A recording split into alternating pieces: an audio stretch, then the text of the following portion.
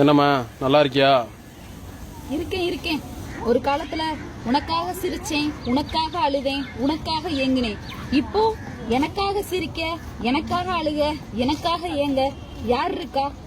என்னம்மா இப்படி சொல்லிட்ட? உன் முகத்தை பார்த்தா அப்புறானே பாவமா தெரியுது.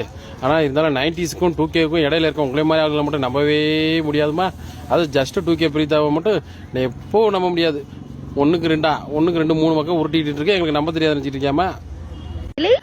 என் மாமமாவனே, எந்த ஒரு பொருள் மேலையும் அளவு கடந்த ஆசையும் பாசமும் மட்டும் வைக்காதடா. நான் அந்த பொருள் உன்னுடைய பொருள் இல்லை என்று நினைக்கும் போது உனது மனம் மிகவும் வருத்தத்துக்கு ஆளாகிவிடும். அதை நினைக்கையில் எனக்கும் மனம் ரொம்ப வருத்தமாகிவிடும்.